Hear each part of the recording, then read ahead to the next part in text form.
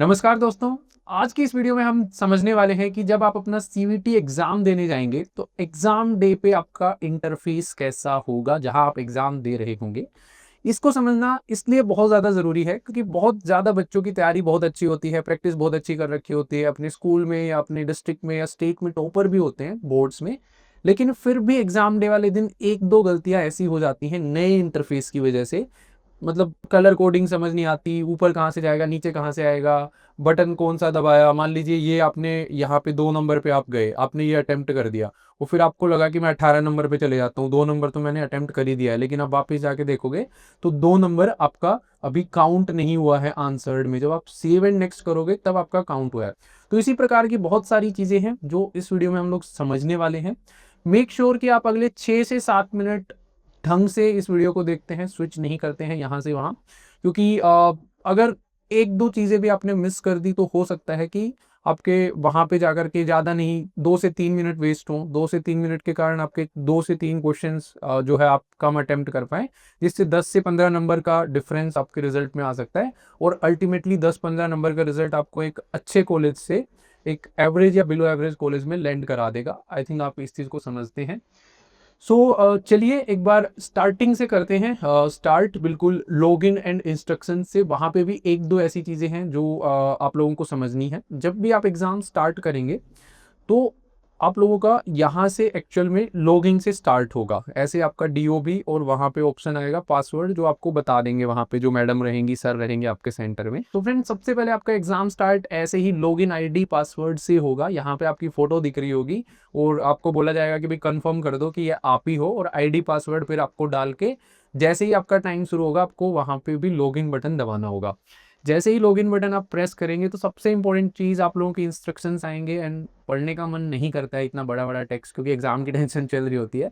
लेकिन चलो अभी भी आप इनको मत पढ़ो, मैं आपको पूरा बता दूंगा इंस्ट्रक्शंस में। लेकिन एक चीज सबसे ज्यादा आपको ध्यान रखनी है एग्जाम स्टार्ट करने से पहले।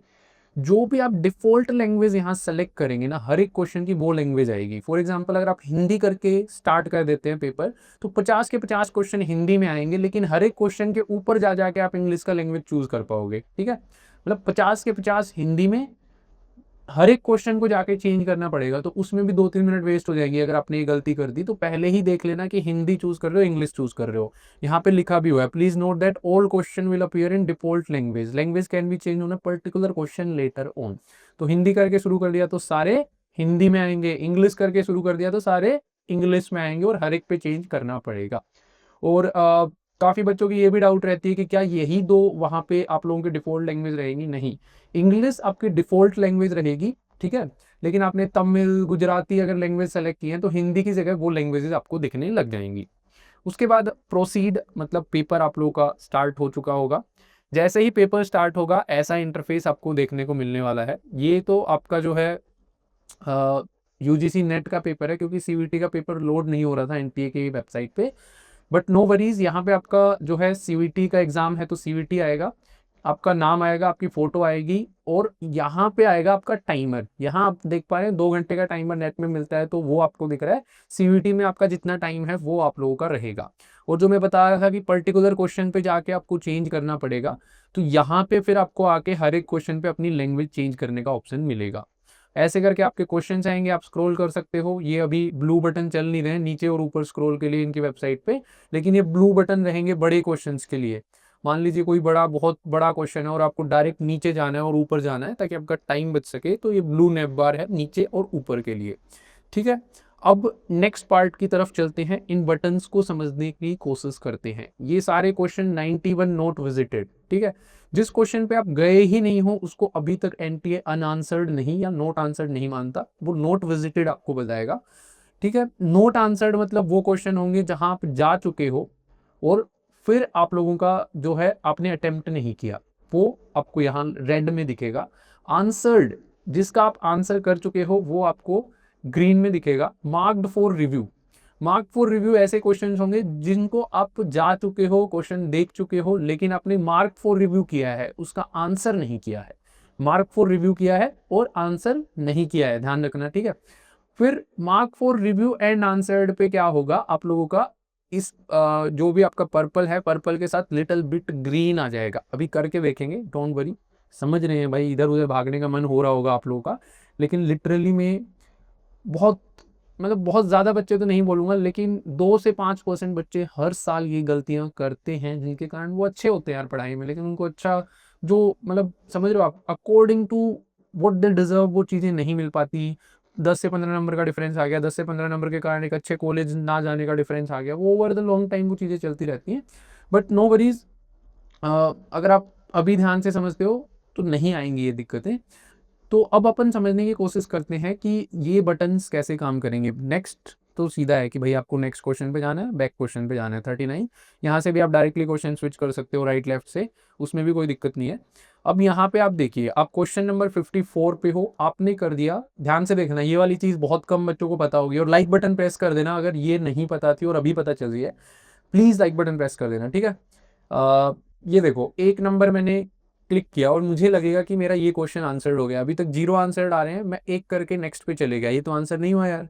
आपने फिर दूसरा भी सेलेक्ट कर दिया अपने लेके कि भाई ये आंसर हो गया है मैंने जो सेलेक्ट किया है, और आपको फिर 5 मिनट बाद आपको लगेगा कि तीसरा भी कर दिया मैंने। फिर देखोगे अबे किए तो थे यार आंसर इतने सारे, पर यहाँ तो दिखाई ही नहीं रहा। नहीं भाई, आंसर का मतलब क्या है, ये 3 दबा करके सेव एंड नेक्स्ट दबाओ आप। अब देखो, ठीक है, अब देखना 57 नंबर क्वेश्चन पे हैं अपन। ये अभी क्वेश्चन नंबर 57 पे है, ये 2 मैंने सेलेक्ट किया, अब सेव एंड नेक्स्ट किया तो ये आंसर में आ रहा है। ध्यान रखना कि आप वहां पे सेव एंड नेक्स्ट करेंगे तभी आपका आंसर जो है वो काउंट होगा।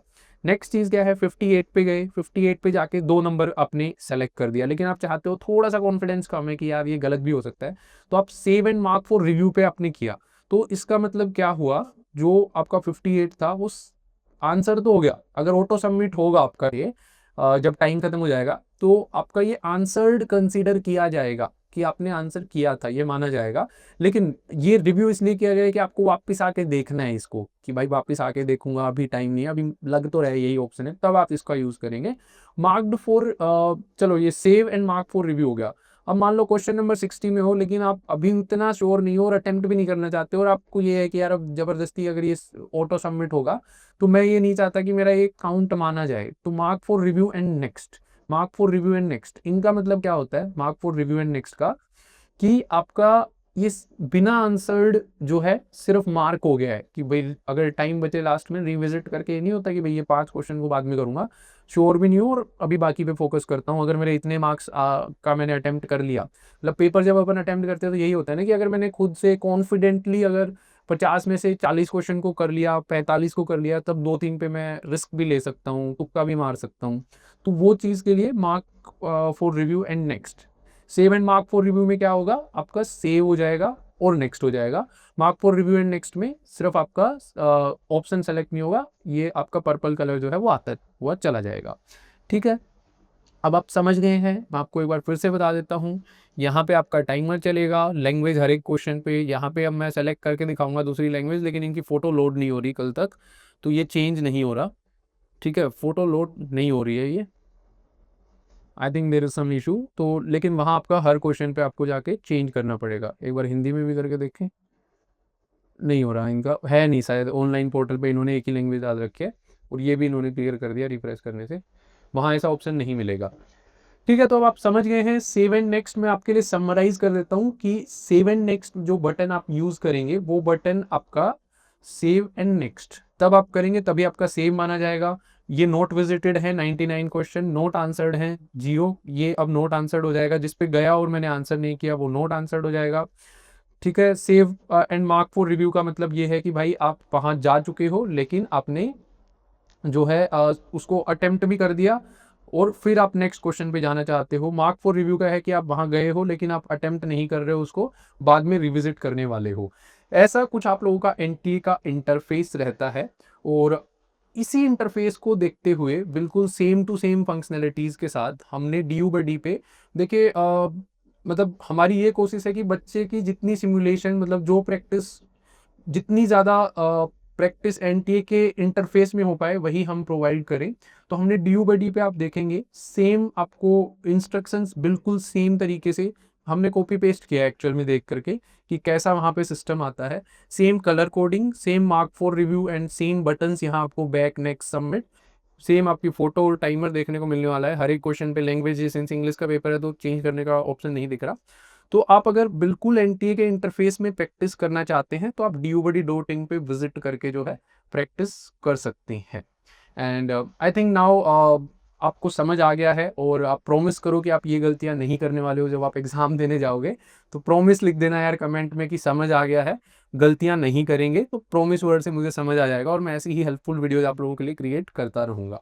और अगर आपको ये वीडियो रियली में हेल्पफुल लगी है तो प्लीज़ वीडियो को लाइक कीजिएगा, और दिल्ली यूनिवर्सिटी में बेस्ड हमारे स्टार्टअप DUBuddy के यूट्यूब चैनल को आप ऑफिशियल इन्फॉर्मेशन, हेल्पफुल वीडियोस के लिए सब्सक्राइब कर लीजिए।